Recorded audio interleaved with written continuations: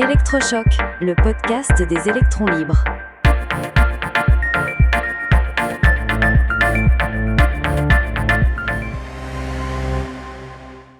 Aéronautique, l'étoffe du net zéro.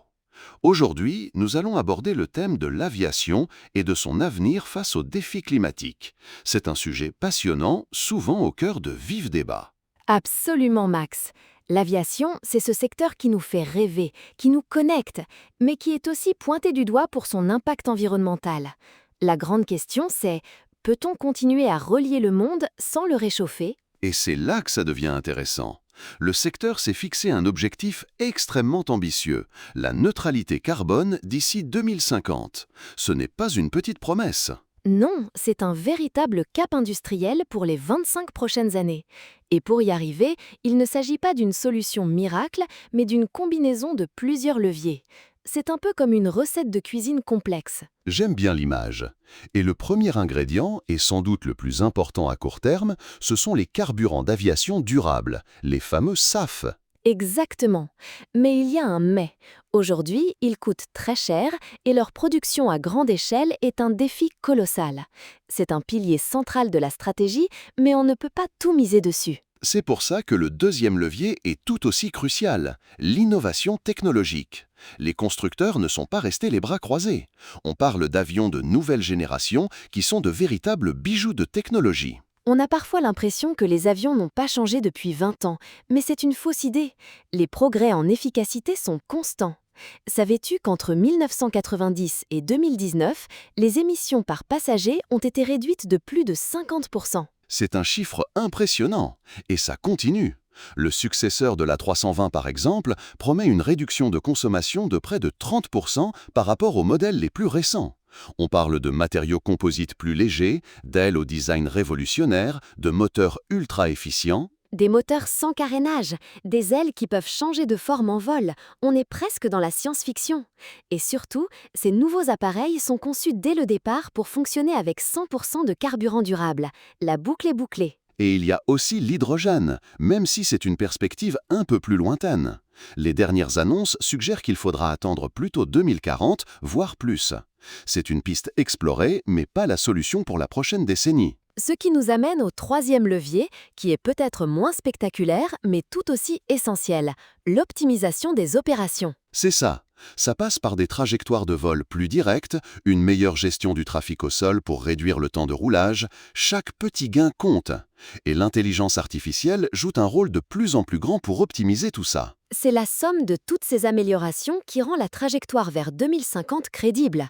Mais ça soulève une autre question, souvent mise sur la table.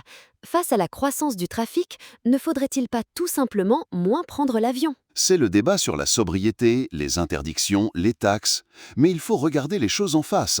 L'aviation s'est démocratisée. Ce ne sont pas quelques privilégiés qui voyagent plus, mais bien plus de gens qui ont accès au voyage.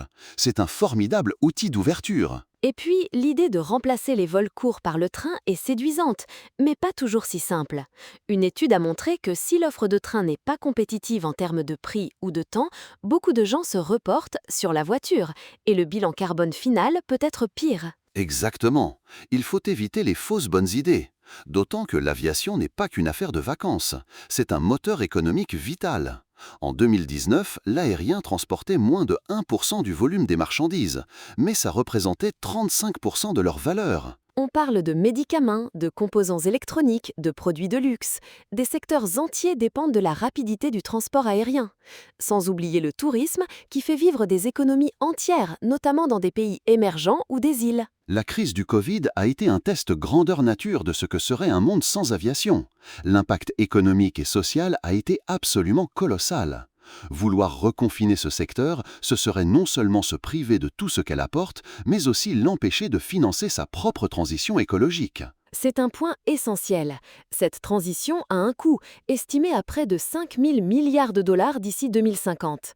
Il faut bien que le secteur génère des revenus pour pouvoir investir dans ces nouvelles technologies. Alors, bien sûr, rien n'est gagné. Les défis sont immenses. Mais la feuille de route est là, elle est claire, et toute la filière est mobilisée. C'est une approche pragmatique basée sur l'innovation. J'entendais récemment une polémique sur le fait que l'avion ne devrait plus faire rêver les enfants. Je trouve ça dommage. C'est justement en faisant rêver les enfants avec des défis technologiques et écologiques qu'on formera les ingénieurs de demain. Tu as tout à fait raison. La solution n'est pas dans la punition ou le renoncement, mais dans le progrès. Il faut permettre à l'aéronautique de continuer à innover pour proposer un transport aérien qui soit à la fois accessible et respectueux de la planète. C'est le défi de notre génération. Et franchement, c'est un défi passionnant à relever. L'étoffe du net zéro, elle se tisse aujourd'hui, dans les bureaux d'études et les usines. Un très beau mot de la fin, Céleste. L'avenir de l'aviation est en train de s'écrire et il s'annonce plein de promesses. Soutenez les électrons libres. Abonnez-vous sur lel.media.